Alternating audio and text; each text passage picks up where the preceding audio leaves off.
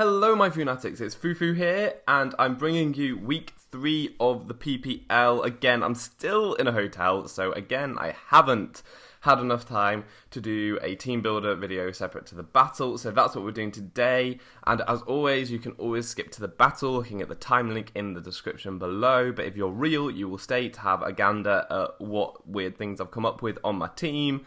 My opponent this week is Slyro of the Pittsburgh Pyroars, a really cool guy, and I was actually quite scared of this matchup. One, because in the previous 2 battles, I have had matchup advantage in my opinion, and so it's been easier to prepare for, and then I could just execute a plan, whereas in this one, the matchup wasn't as obvious. It was harder to prepare for, and I had to be much more reactive to what he brought. He had counters for pretty much all my threats, and seeing as though I've got quite an offensive team, that makes it quite difficult to know which things are the right things to bring. So this one was one that I really wanted to win, because up until now, I felt that I was going in with an advantage, whereas this one would show more how good my prep and stuff really is. He was one of only 3 people who had gone 2 wins with no losses so far, the others being Shadi and me. So the result of this is going to be quite important as to placings in the league and where I fall. So that will be really interesting to see. But anyway, let's have a look at his team and see what I brought. If you want to skip to the battle, you can do that now. So he's got some really big threats on his team. Big scary things are Altaria, because I don't want to have the embarrassing sweep. That would not be good. So I was a bit concerned about that. And then also Weavile, just for being fast and powerful. That's pretty scary. And so the first thing that I wanted to bring was Juancito, because being a steel type, it handles them both kind of well. And there were a number of sets that I could have gone with, but I decided that Choice Scarf was probably the safest, in that I would outspeed a +1 Altaria. So if it did manage to get up a Dragon Dance, I could still come in, outspeed it, 2-hit KO with Iron Head, and have that 60% flinch chance on an Altaria. It also means that I'm a nice, safe check to Weavile, being able to kill it with the Iron Head. So yeah, Choice Scarf, I went with Iron Head and I went with U-Turn just to force switches and get some chip damage on things. And I can't really go for anything other than that until Weavile is dead. Otherwise, it can then just come in and Pursuit Trap me. So Iron Head and U-Turn were the main things. The other things, I went with Healing Wish because I've got a lot of bulky attackers on my draft, but a lot of them don't have any form of recovery. So it's just a nice way of being able to support mons without recovery is Healing Wish. So I wanted to bring that. And the final move, it was kind of an extra. It's like, if I do manage to kill Altaria and Weavile and Juancito's still around, what can I do to help the team a bit more?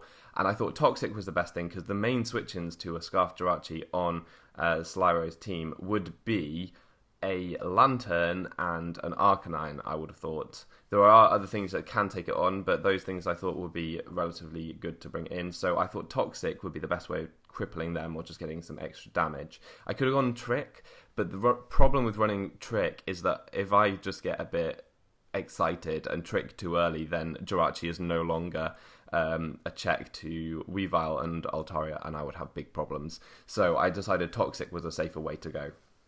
So that's the first Pokemon. The next Pokemon I went with was Talonflame, because it's actually it is really good against this team, aside from the Lantern. Everything else it takes on incredibly well. I wasn't sure what set to bring at first. I was thinking an offensive set would be really nice as an extra precaution for Altaria, because Banded Bravebird does so much damage, but it gets worn down really quickly. So then I was going for more of like an offensive setup, Swords Dance with a lot of speed to outspeed Weavile's priority, which would mean I'd have to be Jolly, but with a Swords Dance I would be doing huge damage, which would have also been fine. But after some deliberation, I decided that a especially defensive set with the safety goggles would be better, because what that does is a number of things. It's really good at whittling down its checks, such as Lantern, maybe Bronzong. I can Will-O-Wisp them, get chip damage, force switch-ins on hopefully hazards if I get them up, and just chip away its checks so that then late game I can try and set up. It deals with Arcanine a bit better, is a bit safer, it's just a bit safer, and it gives me a switch in on Roserade, which is terrifying. Now, I say it gives me a switch in on Roserade. It doesn't really give me a switch in on Roserade if it packs like a Technician HP Rock or something like that. But it makes me feel a little bit safer with playing around Roserade, so that's cool. He'd have to predict, and going for an HP Rock against my team isn't particularly a great idea, because if you do that, then I can bring in something that resists it, and some of the things that resist it do massive damage to his team. So yeah, that's the idea behind that Talonflame set. The next Pokemon that I wanted to bring was my Nidoqueen, because I need rocks in this matchup. Arcanine is going to be a pain to take down, and also breaking a Weavile's Sash or something like that would be helpful, but generally just getting Whittle damage. Like, I want to kill Lantern for Talonflame to be able to do work, and in order to do that, I really need Stealth Rock, so it can't just Volt Switch around freely. It also stops the Volt Switch with the ground typing, which is very important. So this Nidoqueen, it's got 3 attacks, just so that a Levitate Bronzong doesn't wall it, which hits his team very nicely. This thing is a big threat to his team. It does a lot of damage to a lot of things, and it's got the Stealth Rock. It's a really important member to my team, in my opinion. Just a lot of power, enough speed to outspeed a defensive Arcanine, which I thought might be coming for the Talonflame. It's one way to deal with it, not necessarily the best way, but Arcanine's looking pretty scary, so I thought maybe just do that. Earth Power also does big damage to Lantern, which is one of the main things that I want to kill. So following that up, I wanted some hazard control. Talonflame is crucial to this match. It's probably going to be my win con, so I need good hazard control, and that is going to be Blastoise. What's great about Blastoise in this matchup is Dark Pulse is really good. In fact, Blastoise is really, really good for hazard control because it takes on the spinners really well, and so that's Hitmontop and especially Sandslash, and it takes on Stealth Rockers really well, which is Bronzong, because I've got the Dark Pulse, and Sandslash because I've got Scald and Ice Beam, and it takes on spin blockers really well, such as Cofagrigus with the Dark Pulse. It does massive damage to the team. Again, I'm outspeeding a defensive Arcanine so I can try and get a Scald on, but I'm not going to go for Scald while Lantern is still around with the possibility of Water Absorb, so I'm going to play safely around that. So yeah, that's basically my Blastoise set. The next thing on my team is Fat Sock Hariyama. Doing a bit different. I have mainly been going Assault Vest so far. This time, I wanted Hariyama to act as a Weavile switch-in because it's good to have a switch-in for Weavile. It's a scary Pokemon. And this thing, yeah, you can see it's got the Rocky Helmet because it's probably going to have its item knocked off as soon as it hits the field. It's probably switching into a Weavile knockoff, so I may as well get some damage on Weavile while it comes in. Max attack and then the rest in defense, just so that I can bulk up its defense a bit. And that coverage, it hits most things. I can get rid of some items. Ice Punch hits Roserade and it hits Altaria, which is great. And then I can go for Toxic against a defensive Arcanine or whatever else might want to come in. So that's good. It prevents setup really, because I can just Toxic whatever might want to set up. So yeah, this thing can do well against Arcanine because it's got Thick Fat. Thick Fat is the thing that is... I was worried about this. I would like to put Scald on for switching into Lantern's... I'd like to put Guts on for switching into Lantern Scald, and also for taking Will-O-Wisps from Arcanine. But I couldn't do that because then it wouldn't be a switch in on Weavile because Icicle Crash would do too much damage. So I just have to hope that I can play around and bluff the Guts, which is definitely something that I could try. And then I could actually handle Arcanine with this set. Anyway, the final Pokemon that I'm bringing, I could have brought a number of things. I could have brought like a speedy Subseed Gourgeist, but the one problem with that, it did really good chip damage, but the one problem with that is Roserade would have been a complete counter, and... yeah, it literally couldn't do anything. And also then Altaria could have been like a defensive Hyper Voice set, which goes through subs. It just wasn't perfect. Not that this is, but this just gives me something else. So I went with a defensive Togekiss. Basically, I needed a switch in on Hydreigon, and this thing could kind of do that. I went with those 2 attacks because it hits pretty much the entire team. I wanted to be able to damage Altaria a lot. Fire Blast hits Bronzong, which is probably the switch-in he'd opt for. and I just wanted a bit more hazard control, because if Blastoise does go down, which is possible because chip damage on Blastoise is a thing, I just wanted to make sure that I could keep my Talonflame alive. It's really important. Talonflame is so crucial. And I went with Kebiaberry just so that I could get that Fire Blast off on a Roserade, going for a Sludge Bomb. So that's basically the team. I was nervous going into it, but by the time I had finished the entire team, I was a bit more confident with how it looked. So yeah, that's everything for now. We'll skip over to the battle, which I actually managed to have on Wi-Fi this week as opposed to last week. So that's a treat for you. And we'll get into it and see what he brought. Okay, so as you can see, he brought a lot of the threats I was scared of. He did have the Lantern, he did have the Roserade, he did have the Arcanine, he did have the Weavile. The Weavile basically was definitely coming because he wanted the Ice Shard for my Tyrantrum, is what I thought. Tyrantrum, everyone has to prepare for it a lot, so even when I don't bring it, like this week, it still is doing work, so it's a very valuable pickup in my opinion. I'm really sorry for people who are waiting for the Head Smash Tyrantrum. I promise it will be coming. It just hasn't made its impact yet, and by impact I mean massive crater from where it smashes its head, but it will happen, don't worry. So yeah, it's a lot of things that I was a bit concerned about. No Altaria though, which is absolutely fantastic. Very happy about that, even though I had prepared quite a lot for it. Yeah, it's not there, so that's good. Looking at what team might lead with, well, the other thing I noticed, no Spinner. Fantastic, so good. It means that Lantern's going to get chip damage. It means that Arcanine's going to go down a ton faster if I can play it right, if I can force those switches. So I did just decide to lead with Nidoqueen to get my rocks up. There wasn't really anything that would be able to stop that apart from maybe a Sleep Powder Roserade, or if he did lead with Weavile, but I didn't really see that happening. So anyway, I just went with Nidoqueen, and we'll see how it goes. Nidoqueen, yeah, it's looking really good. It's a decent matchup against anything. I just didn't really want to see the Weavile, but I do have a switch in on that, so I wasn't too concerned even then. But we see the Bronzong. I make for the really ballsy play and just go for Stealth Rock because I know it's going to be invaluable. I want to get them up when I can, so I just put the rocks, as Frank would say. And I do take the Psychic type attack. I knew I'd be able to take it unless it was like max attack, Choice Band, Zen Headbutt, or max special attack, Specs, Psychic, something weird like that. But yeah, I want to keep my Nidoqueen around because it does damage to the team, and I want, I just want it around. It does a lot of damage, and it can outspeed some of the walls, which is really important. I go into Blastoise. I know he can easily tank any one hit, and I'm just going to go for a rapid spin here as the Lantern comes in. Now, the next turn, this was good. I'm glad that I went into Blastoise. I'm glad I got the spin off. That was ideal.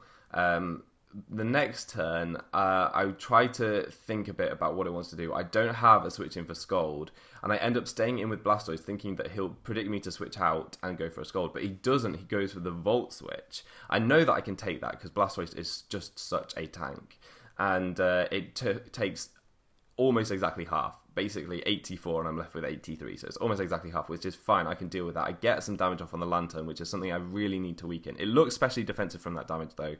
That didn't do very much damage at all, so it looks especially defensive. I'm going to test my theory as to whether my Talonflame is a switching on Rose, and it comes in and I can take the damage, and we see absolutely no item. There's no Black Sludge, no Life Orb, so I'm wondering what it might be at the moment, but it's obviously going to switch out. I'm going to go for Brave Bird, just scouting what wants to come in, trying to get some chip on something. And yeah, we'll see how this goes. He actually brings in Arcanine, which is an interesting option as a switch in for Talonflame. Gets me thinking that it might have Wild Charge. That's what I was thinking this entire match, so bear that in mind. I think Arcanine has Wild Charge because it means that Blastoise isn't a switch in, and it means that it can stop my Talonflame a lot better. I would have brought Wild Charge Arcanine, so that's what I'm thinking. I'm going to make the relatively risky switch into Blastoise here, although I'm pretty sure he's going to go from Morning Sun because that is a lot of damage, and if he just attacks now, he will not be good, and I will easily be able to force him out, and he'll have to take Stealth Rock damage again, and it will basically be a dead Arcanine. Now I make a massive prediction. I can't let Lantern get Water Absorb up. I'm going to go for a Dark Pulse. It will do big damage to the Arcanine, but I think he's going to switch into the Lantern. It comes in. I do damage, it's taken rocks, and it's a 2-hit KO from there. So Lantern, which is potentially his Blastoise switch-in, seeing as looking at the way he's been using it, has just been taken down by Blastoise, just because it is stupidly powerful. I love Blastoise. It's done so far. It's spun and killed a Lantern. It's doing well this match. Very happy. I'm going to make the obvious switch back into Talonflame on the Rose. I have taken a bit of damage, but I actually can easily sponge that Sludge Bomb here, and I'm gonna go for Roost. Just need to keep that the Talonflame healthy as the Entei. God damn nicknames. The Arcanine is switching in. I need to switch out on this. I'm thinking, okay, this turn, he's probably going to predict a switch into Blastoise. He's not going to go for Flare Blitz on a Talonflame or a Blastoise, so he's probably going to go for either a Wild Charge or a Will-O-Wisp on the Nidoqueen. That is my thinking. He just goes for the Flare Blitz, which I thought was weird, because if I had gone into Blastoise there, that's a free switch into Blastoise, which is a massive threat to his team. Obviously, Nidoqueen just dies, which is really, really sad. If I had got that right, then Nidoqueen would have put in some work, but didn't work, so I have to go into Blastoise here, scare him out. It's definitely looking like defensive Arcanine, the way he brings it in on Talonflame, the way he's scared out by Blastoise just because of my speed investment. And I am just going to click Scald now that Lantern's gone. There aren't really any great switch-ins. I don't want to risk him actually still having the Wild Charge and going for it on my Blastoise. So I'm just going to go for Scald. If I, Rose comes in, takes rocks, takes Scald damage. There was a potential for a burn there, so it wasn't a very safe switch in, but I don't like Rose coming in because it's really scary and does a lot of damage. So I'm going to go into Togekiss just to see what he wants to go for, and you can see there that he gets a crit with the Sludge Bomb through my Kabuya Berry, so he's going to be able to 2-hit KO easily. But I can switch into my Jirachi here as I'm immune. It looks like he might be choiced the way he's going for things. He was forced to go for another Sludge Bomb there, though, because obviously he wouldn't have KO'd me with anything else. So I can easily go into my Jirachi, and I'm just going to U-turn. I would have killed the Roserade from there. I wasn't too upset if the Arcanine came in, because I could U-turn into Blastoise and force him out again and take more rocks. So that's decent.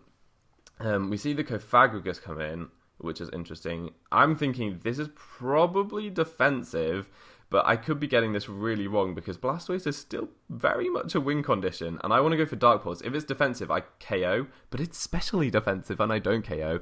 Fortunately, it goes for a Destiny Bond. I probably could have taken a Shadow Ball, seeing as though that's max special defense for sure. I probably could have taken a Shadow Ball from there, so it's not too sad. It wasn't as much of a risk as I thought it might be. But now I'm going to go into Talonflame here to see what it wants to do. It shows the pain split, which is slightly annoying. And I'm not really sure how to deal with this, but I think I'd just go for a Will-O-Wisp to try and get some residual on. Is when I saw the Destiny Bond, I was like, right, okay, I want to Wisp this so that it can't do Destiny Bond shenanigans. I will be able to whittle it down and eventually beat it. And here we see Bronzong coming in, which is fine. I'm going to Roost on this thing. And I think I go straight into Blastoise because I want to be able to spin the rocks. It's not worth trying to get a Will-O-Wisp on this or something like that. So yeah, I'm going to go into Blastoise to try and make sure that the rocks do not go up. That is very important, as Slyro makes a really nice prediction here going for the Zen Headbutt to get damage on. Blastoise is just so bulky though, it's kind of ridiculous. It can easily take that. I can go for a Dark Pulse here, I believe, which is going to do good damage to Dawn. I think it does. Oh no, it doesn't do very much at all to Dawn. But it's fine. I was really scared that I was being pursuit trapped here, because that would have been really bad. Blastoise still puts in so much work, and I wanted to keep it around. So I was really, really scared I was just going to get pursuit trapped. But no, he goes for a knockoff, and you can see that Hariyama takes that really well, and I can get the Rocky Helmet damage on, and I'm going to force the Weavile out to have to take rocks again, which is so good. So good. And Arcanine comes in, I think I'm going for a knockoff here. If I'd gone for a close combat, it probably wouldn't have changed very much, to be fair, because it would have been able to take a close combat and heal up. So yeah, I can knock off the Rocky Helmet, that is really good, because if he doesn't have a Wild Charge, it means that Talonflame can beat it later on. Maybe. maybe. So I'm going to go for a Toxic here as he heals up. He doesn't have a Cleric. Lantern had the potential to be a Cleric. He does not have that anymore. So now Arcanine is going to be taking Toxic, and it's going to be taking Rocks, and it's going to be good times for me. Now, I don't think he's going to go for Will-O-Wisp. I think he probably has it, but I don't think he's going to go for it because he thinks I might have Guts. And you see there, he goes for a Flare Blitz. I can easily sponge that with the Thick Fat, and he'll take the Recoil and my Close Combat and the Toxic, and that is going to be doing more than he's going to be able to recover with Morning Sun. So if I just keep going for the Close Combat here, then I can keep the pressure on, and Arcanine is going to go down in this exchange, which is so good. It means that there's one less thing to worry about in terms of my Talonflame late game, and yeah, just really... and also, the main thing maybe left that can take on my Jirachi, although there's still Cofagrigus around, which can probably wall it pretty well. But anyway, now I'm going to predict him to go for a Flare Blitz, because he's going to see that this is not something that he'll be able to win. And because I've got -2 defense, Flare Blitz will be doing more damage to my Hariyama, which I don't particularly want to take at this stage. So I'm going to switch into my Talonflame. If he had gone for Morning Sun there, he'd have been able to switch out, but fortunately I do get the prediction right. He takes the Recoil from the Flare Blitz, and the Toxic damage will take him out, meaning that I can preserve my Hariyama for another day. We see Metaton come in now, and this is the point where I think that I am going to go for a Will-O-Wisp, even though this thing could definitely carry a Rock move, which would hurt me a lot, but we haven't seen it yet. But yeah, he does actually carry the Rock Slide, but I was very happy when I saw that, which I know may sound weird, but Rock Slide does not threaten me. Stone Edge would have threatened me, it would have done more than that, but Rock Slide not particularly scary for me, as I can roost that damage off, and yeah, Rock Slide is power 300. You see here that he very nicely predicts the roost and can go for an Earthquake, but that's only power 200 when I roost. So that's going to be doing less. I would be able to store this thing out right now. But yeah, it's not a bad matchup for me. I can roost and then bulk up when I'm roosted up. I can't sweep yet because Cofagrigus is still a thing, which would be able to remove my Gale Wings, and then Weavile would be able to outspeed me and take me out with a knockoff. So I knew that I couldn't win just there. But anyway, so yeah, this thing comes in, and I was like, what is it gonna do? Surely it has something to hit me. Like, does it get Thunderbolt? I'm not sure. But I was thinking, maybe this has HP Rock or something. Why has he brought it in? Because if it's just like Shadow Ball and Destiny Bond, I can beat it. But he does actually just go for a Shadow Ball, which I don't know. Strange. I would have been able to set up on that thing all day, and actually I could have just Will-O-Wisped it and set up in its face and not had to take the Mummy, so I would have been able to beat it, and I would have been able to just win there. So it's basically told me that he has nothing for Talonflame, and I probably will be able to win quite easily in a bit. So Hariyama's in here, I go for a knockoff, he gets another kill in terms of the Weavile. Arcanine counted as his kill because it went down to the poison, which is cool. So Hariyama's really doing well. Really, really doing well. At this stage, I didn't really want to predict around the Rosa Raid in case it did do anything tricksy. I just wanted to... I just sacked Hariyama. I could have saved it for differential. But at this stage, I didn't think that it was necessary. So I'm going to go into Scarf Jirachi and kill the Rosa Raid with a U-turn. Which is great, and that means that his only things left are Cofagrigus and Bronzong. So at this stage, I'm pretty sure I've got this. I am 4-2 up, and I know that he's pretty much got nothing for my Talonflame.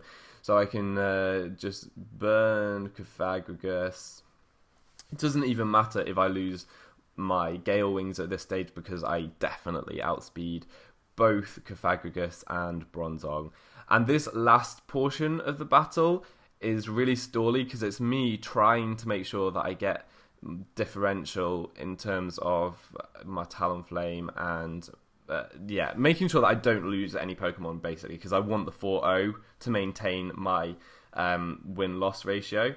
I go into Togekiss here because I know that I'll be able to take any hit that he might want to go for. I don't want to risk Talonflame still, because Talonflame is important. It's got the nice recovery for the Bronzong. I'll be able to wear it down. So I'm just going to go for Fire Blast here to gauge how much damage it does, and in case he did want to switch to Bronzong on my Togekiss, and I will be able to just go for...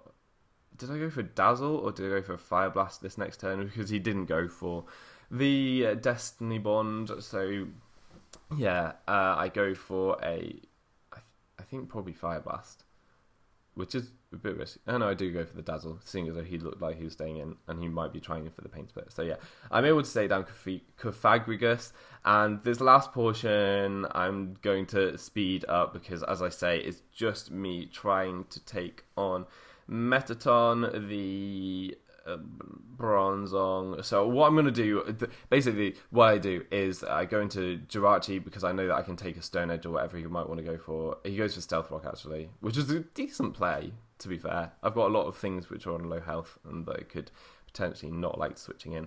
But then I'm just going to go for a U-turn and go into my Talonflame, because I know that he'll want to go for the Earthquake, so it's a kind of free switch into Talonflame, even though it's switching in on rocks now.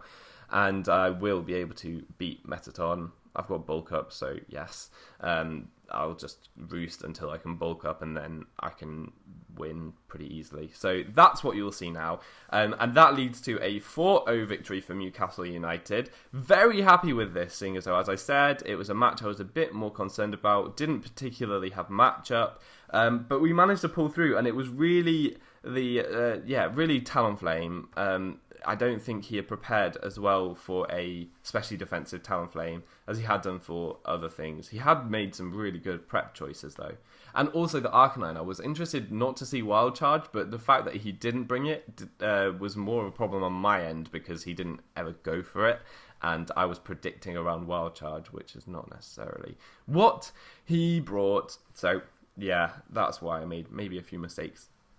But anyways, overall, very happy with this performance. I'm a little sad that I played Nidoqueen recklessly, because it could have done a lot more damage to his team. But the end result is nothing to be upset about. I'm really happy, and I do think that I played it out well. So yeah, we're going forward 3-0, 3 wins, 0 losses. That's pretty good. I'm really happy with how everything's going. Really happy with my draft. It's working out far better than I could have ever anticipated. So yeah, please continue supporting Newcastle United. I am loving hearing you guys' feedback and seeing what you think of my teams in the comments. That is all got to be all for this week. Next week I'm playing against a friend of mine, Shroom Raver, really cool guy, and that battle is going to be a little bit crazy. I think I haven't actually started prep for that because I have been so busy, but I'm sure it's going to be fantastic. He's a bit zany like me when it comes to sets, so look out for that one. I have been Foofootoo, you've been awesome, and hopefully see you next time. Goodbye.